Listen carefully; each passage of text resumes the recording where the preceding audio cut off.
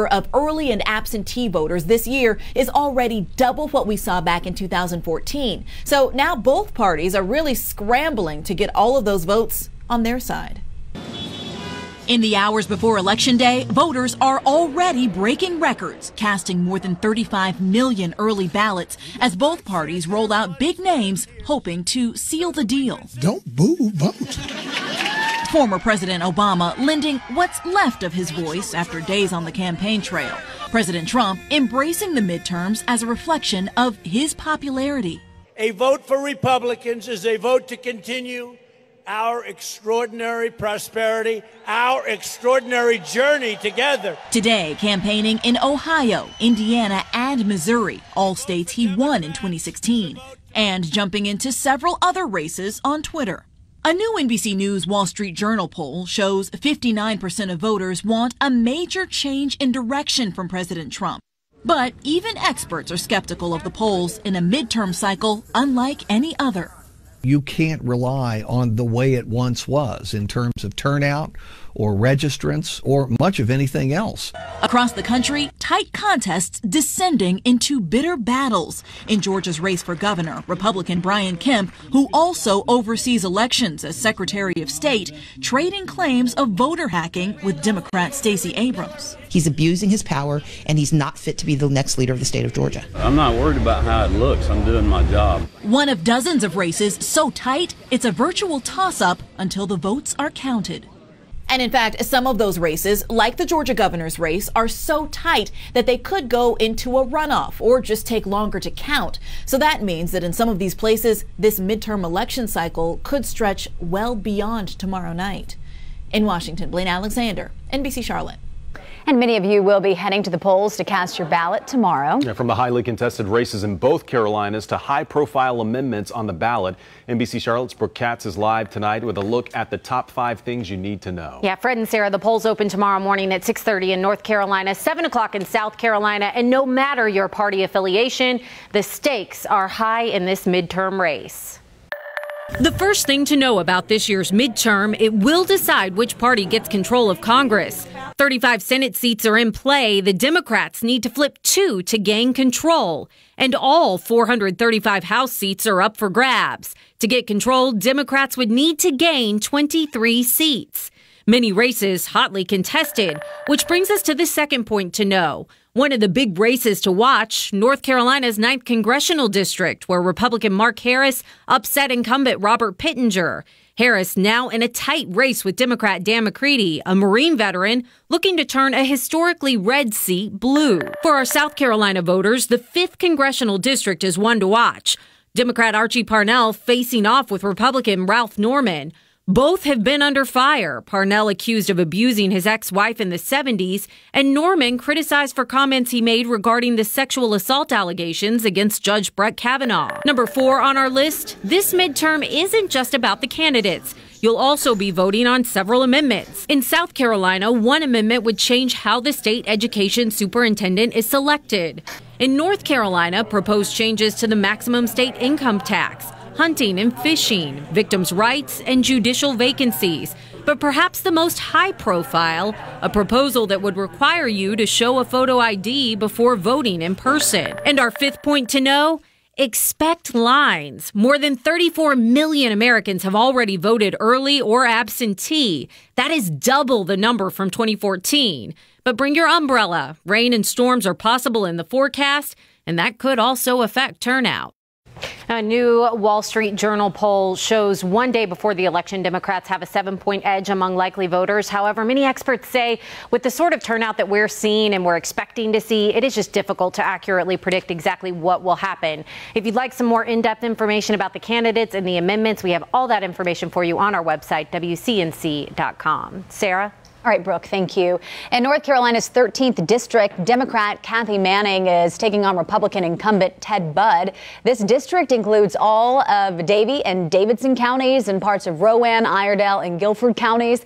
The polls have Budd winning over Manning 45.5% to 41%. And you know what? Manning is not alone. We're seeing more women run at all levels of government. We're talking federal offices. We're talking about state offices, governor races as well. The interesting thing is, though, the numbers numbers are not quite as promising here in North Carolina, where women represent about 54% of voters. Today, we've made history. Here in Charlotte, we've got a woman leading the city, Vi Lyles. She followed another woman, Jennifer Roberts, in the mayor's office. But a new study by Meredith College shows the percentage of women running for office in North Carolina is actually down compared to the last midterm election. Women are unrepresented in every area of our lives. I think politics is a reflection of the broader glass ceiling that women experience throughout their lives in every profession. On NBC Charlotte, two women shared their stories of running for office for the first time.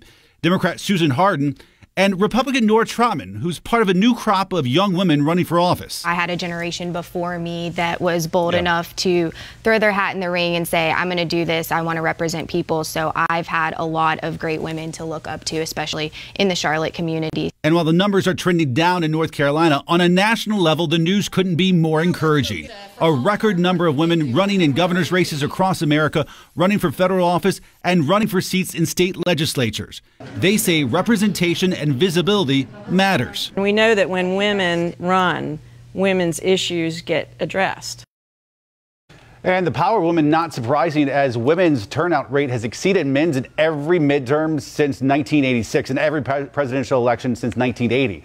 Polls show this year women have swung even more Democratic than usual, but there are still plenty of women who are supporting Republicans and conservative candidates. Joined once again by Scott Huffman, Mike Bitzer. Gentlemen, what should we take from this? The fact there's more women running, more women voting. Is this necessarily good news for either party specifically? Well, there's the thing called the gender gap, and this year it may turn into the gender gulf. I mean, you have women overwhelmingly going towards the Democrats, men, particularly in the South, tending to go Republican. This year it could, exacerbate that divide very much so. And there's some data that came out earlier in the month that showed Republican women have become kind of more negative towards what traditionally women's issues, feminist issues, and part of that is not so much of a change in attitude, but as of fewer women identifying, which is that gap becoming a gulf, because who's left in? The absolute true believers when you measure the attitudes of Republican women. So it's not so much that their attitudes are changing, it's just who's left. But we were talking about this between shots, and women traditionally did not run because they were far more likely to say, I'm not sure I know enough, I'm not sure I'm qualified. Whereas men think they know enough for just about everything and are qualified for everything. Even if we don't. Even if we don't. So women are basically looking and saying either, shoot, I can do that, or they are saying it's too important for me, I'm willing to make this part of my family life. Just like you get your kids involved in everything you do, mothers are jumping in, ages of women who traditionally never ran for politics are now doing it. Thoughts? I know I'm amused by my mother and other mothers I know out there who were apolitical their entire lives, and just in the last few months have becoming increasingly. And I think that's a key point, is that this current environment with this particular president has inspired women to make historic numbers of runs. I mean, the Rutgers Center that tracks women running as candidates said all the records have been broken this year in terms of female candidates, and it's overwhelmingly on the Democratic side where these numbers are. And assuming that plays out tomorrow, what's the Republican Party got to do come Wednesday?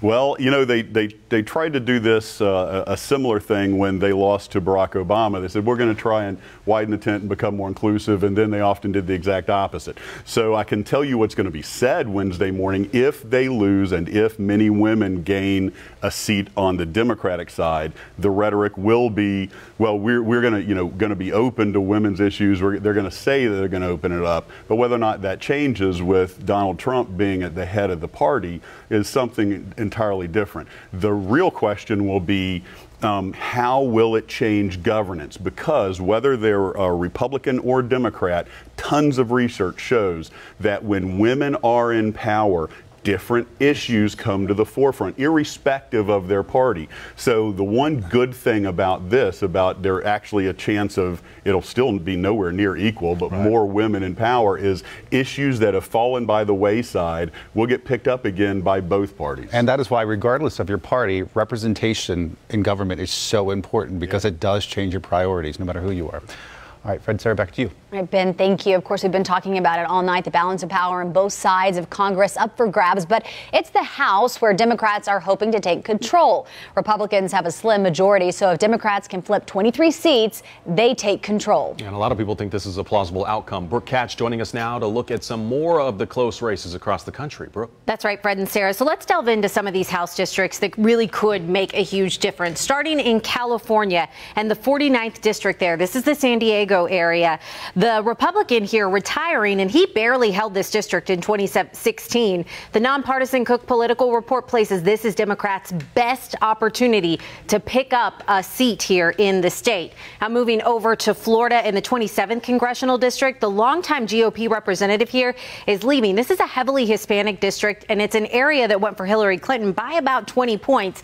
But Republicans here really hoping to appeal to the Hispanic conservatives. They have nominated a Cuban TV journalist as their pick. And then finally moving over to Minnesota, this one a little bit of a different scenario here. This is the 8th congressional district. This is a Democratic district where Republicans have their best opportunity for a pickup. The current representative here retiring. It is a pro-Trump area where Democrats have nominated a former lawmaker. According to the Washington Post, this is a tight race. It is still within the margin of error. But as we keep repeating, guys, it's hard to predict what's going to happen here. This high voter turnout making a big difference. All right, Brooke, thanks. And we should say we've seen more and more people getting involved in politics over the last few years. So take a look at these numbers. They could be interpreted several different ways. That's why we have the professors here to help us with those, because numbers aren't always easy for journalists. Only 31% of millennials say they will definitely vote on Tuesday. 26% say they'll probably vote. 24% still uncertain about whether they're going to vote. 19% say they will probably or definitely not vote. We should say young voters historically less likely to vote in midterm elections. All right, gentlemen, what should we take from this? You said a few seconds ago there could be a seismic shift tomorrow if millennial voters turn out. Sure. We expect millennials to probably be the biggest generation to vote in 2020. If they somehow are the biggest generation in 2018, it will signal a seismic shift, to use your language. And the truth is, millennials get wrongly maligned. You know, it was the baby boomers who were able to vote at 18 and 72. And guess what happened to voter turnout? It plummeted when they were able to vote. They didn't turn out in large numbers. Young people never turned out in large numbers. The Xers didn't turn out. But you know what? Millennials are actually more likely to volunteer in their community to do things like that than baby boomers ever were. So if they can get engaged that way, what politicians are hoping are, okay, they're a little too cynical. They'll get engaged in their community, but they won't show up to vote. They're hoping to transition that willingness to get involved and solve local issues into a willingness to vote. And boy, if they do, the millennials are really going to make a difference. And to kind of play off of that, here in North Carolina, the largest block, 32% of the 7 million registered voters in North Carolina are under the age of 37. Millennials and now Gen Z, the new generation coming in to political age and maturity. So, you know, this dynamic, they haven't shown up in North Carolina's early voting yet. The question is going to be, do they show up tomorrow for Election Day? And does it begin that kind of seismic shift to see a real generational shift occur? Paint me a picture. Generally speaking, what is the millennial voter? Who is this person? What do they care about? What are their affiliations? The Pew Research Center has done a lot of research on millennials. Folks from the age of 22 to 37 are millennials. And what they have found is that basically they are a center-left generational cohort. They are much more likely to be Democratic as opposed to older voters who tend to be Republican. And, you know, their whole perspective is what I describe as basically social libertarianism. They're for gay marriage. They want to be left alone. If it's fine for you, just leave us alone kind of thing. But I think they're also, being the age of polarization, they are seeing the worst oftentimes of politics, and they think that government can do good in connection with other people in the private sector as well. And that's a shift from, usually when you see a social libertarian type, they don't believe the government is the solution to anything, and millennials think the government can be a solution to some. And part of it on the economy, they're willing to be a little more progressive because they look at the economy as it is, as great as it's going gangbusters, as tilted against them. You know, they look at the baby boomers who, you know, got out of high school in the 60s, early 70s, were able to, you know, buy a Camaro, able to you know, go out and get a job and get a house, and they can't do these things. The cost of living has increased 300%. The cost of education has increased almost 900%. Housing over 600%. So they're seeing a economy that, even though it seems to be going great, is stacked against them, which is why they're more willing to see a role for an active government, which is not something a social libertarian usually wants. All right, Fred and Sarah, back to you. All right, thank you. Voters tomorrow could be voting with an umbrella in their hand as we are expecting some rain, and the rain could even affect who people vote for. A study from the University of North Carolina researchers found bad weather makes people more likely to vote for a less risky candidate. Who that could be in this case, well, we just don't yet know. It's up to voters. Yeah, Chief Meteorologist Brad Panovich joining us from the First Warren Storm Center. So, Brad, what can we expect with the weather tomorrow? Well, certainly tomorrow morning is going to be kind of soggy. So if you're heading to the voting booth early tomorrow morning, you're certainly going to want the rain gear in the morning because that's when we expect the highest chance of rain with temperatures in the mid-60s, mid-70s at lunchtime. Still looking at some stormy weather there. But look at this. By the evening, I actually expect the weather will start to improve as temperatures will warm up into the 60s. We're watching this big storm system, which is currently over the Mississippi River Valley. It's pushing to the east. There is severe weather associated with tonight in Louisiana, Arkansas, and Mississippi. That's actually a tornado watch in effect right now. No warnings. There were a couple tornado warnings earlier and actually some confirmed tornadoes along that line. We're not so much worried about tornadoes tomorrow. We're more worried about strong winds moving in with the system. There may not be a lot of rain, except for in the morning with this first batch of rain. It's going to be this thin or skinny little line of showers crossing the mountains at 9 a.m. and then moving here into the Piedmont. Now, the problem is above our heads tomorrow, the winds will be howling out of the southwest at 70 miles an hour. So we could mix down some of those strong winds to the surface. But by 1, 2, 3 o'clock, this thing's moving so fast, everything is out of here by mid to late afternoon. So if you want to wait till the afternoon, that's when the best weather's going to be around. But in the morning, it really won't be that bad either. We're just going to be dealing with some showers and some gusty winds. I think this will be a big story tomorrow. Southwest winds gusting as high as 35 miles per hour in the middle of the day. And as far as severe weather timing, wind gusts are going to be our biggest issue in the middle of the day. Tornado threat is low. Flash flood threat is low. Almost no hail threat. So really overall, the biggest issue tomorrow will be some rain in the morning and some very windy conditions, Ben. All right, Brad, thank you, sir. Well, we have about 10 minutes left, so we want to run through a few issues that may be bringing people out to the polls here. The confirmation of Supreme Court Justice Brett Kavanaugh was just a few weeks ago, but it seems like forever ago. Kavanaugh process dominated the country's public attention more so than really any other Supreme Court nominee in recent history because of sexual assault allegations against him. In the end, the Senate voted to confirm Brett Kavanaugh, we should say, vote total 50-48. I think, gentlemen, there was a conventional wisdom that this was really going to drive Republican voters, but in today's day and age of short attention spans, I mean, that seems like that was a millennium ago. Like, you know, I mean, is that really going to be, an influencing factor? Maybe Republicans early voting 2 weeks ago, but it could have been. But I think, the time frame and the shift, almost not 24 hours, but maybe 24 minutes in terms of the news cycle, really does change things dramatically. Absolutely, and it did fire up Democrats, right? This was something that fired up Democrats, but it also fired up Republicans, but that wasn't the only thing. So the Democrats were able to say, this is further proof about, Trump, why you have to turn out. But the Republicans are using that. Look how the Democrats, treated a decent man so poorly. But also, it's just one piece of a puzzle. We see Trump, and we talked about this earlier, he's going in with a great economy, but that's not what he's talking about in his rallies. He's talking about immigration. Why? Because he knows that fires up his base. He throws out the loaded term illegal immigrant, says wrongly that they're more dangerous in the community, and that fires up his base. So it's, again, pieces of a puzzle. He knows some were fired up over Kavanaugh. He knows he can get some fired up over immigration. These are just all of the things that are going, but you're right. Kavanaugh really did sort of kind of shock a lot of women and made them think, okay, I'm going to turn out. You touched on it about another issue.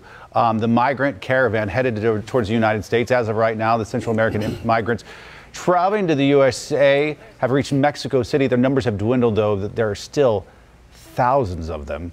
A similar issue that could get people to the polls. President Trump saying he wants to end the constitutional right to citizenship for babies of non-citizens and unauthorized immigrants born in the United States. Lots of questions about the legality of such an executive order, since the 14th Amendment says all persons born or naturalized in the United States and subject to the jurisdiction thereof are citizens of the United States. You know, call me skeptical. A lot of people feel like this was just an effort to gin up the base, given the factual evidence in front of us. And considering that Republicans proposed and put forward and ratified the 14th Amendment, and really criticize President Barack Obama soundly for some of these executive actions. And presidential authority is always circumspect. It's always dangerous when the other party, has the power. And, you know, the Democrats were just going, you know, gangbusters against Bush when he was using signing statements. A signing statement is when the Democratic Congress passed a law, he signed something that says, I'm not going to enforce this. And he did more than all the previous presidents before him, and that was an abuse that Democrats thought. And then when Barack Obama did executive orders, they thought that was fine, and Republicans went nuts. But the greater question is, you know, those were executive orders within the bounds of a law that had been passed. This is talking about an executive order to overturn part of the Constitution, which makes it fundamentally different. And the migrants that showed up in Mexico City, I think it was about 500, although a few thousand more are expected. You know, about 5,000 show up at our border every day. It's just, you know, the caravan is a great word to get people riled up. It makes them sound like a phalanx of attacking or invading army. One other big issue that could be driving people to the polls on a national level, health care, still a big issue. After 2 years of trying to repeal Obamacare, the president and some GOP candidates now claiming they support the Affordable Care Act's protections for those with pre-existing conditions. I tell you what, it's hard to keep track of where people stand on all these issues when it comes to health care. However, in the past, they have voted for repeal bills that would have weakened those protections. Other Republicans are linking their Democratic opponents to Senator Bernie Sanders' Medicare for all single-payer health care insurance plan. That seems to be a way to invoke socialism to scare voters. The reason for the reversal clear. Parts of Obamacare have turned out to be quite popular. I tell you, if there was ever a movie about Obamacare, it would be an interesting thing, because that thing has been on a roller coaster from being maligned and hated to being amazing to be hated again. The beauty of the public opinion on that is that when you break it down and don't give it a name, do you favor this proposal? Do you favor that proposal? Every single part of the Affordable Care Act, Obamacare, was favored by the people except the mandate. Right, if you have to get it. And they found that if they asked people whether they approved or disapproved of Obamacare, approval was low. If they approved or disapproved of the Affordable Care Act, approval was high. And so that's why Republicans ran on repealing Obamacare. But now you have people that realize because they have pre-existing conditions, they might lose it. So those same folks are you know, kind of waffling back and forth. And the Democrats, who were terrified of running on health care in the last cycle, are now the ones lobbying it. So again, you know, the more things change. Real quickly while I have you here, talk about some of the races for the General Assembly. We haven't talked really about any of those races. What should people look out for tomorrow? I think certainly here in Mecklenburg, the Senate 41st with Jeff Tart, I think is going to be a critical one. Lots of ads on air, more so than I ever remember for some of these. I cannot believe it. And for State House. Yeah, I don't remember that. But these are some critical seats that if Democrats are going to break the supermajority in either chamber, they have got to have maybe 2, maybe 3 districts in the House from Mecklenburg, and at least that 1 Senate seat to break those numbers. Do you think they can do it? I would say the favorability of breaking the supermajority in at least 1 chamber is pretty good. It's going to be interesting to see how far they can get. And tell me again what the size of the Democratic wave is. Okay. Gentlemen, thank you both. Appreciate it. Follow these guys both on Twitter tomorrow for everything you need to know. Probably everything and more. when it comes to the elections. All right, Sarah, back to you. All right, conversation we'll be having probably for years to come. Thank you. That does it for all of us here at NBC Charlotte. Some reminders before tomorrow. In North Carolina, the polls open at 6:30 a.m. and they close at 7:30 p.m. In South Carolina, the polls are open from 7 until 7. As long as you are in line when the polls close, you will be able to vote. Make sure you know your exact polling location. You will only be allowed to vote there. We have all that information, of course, on our website, WCNC.com. And thank you so much for joining us on NBC Charlotte. Our next live newscast is at 11. And tomorrow, make sure you watch NBC Charlotte all day as your election headquarters as we track all of the latest returns and results.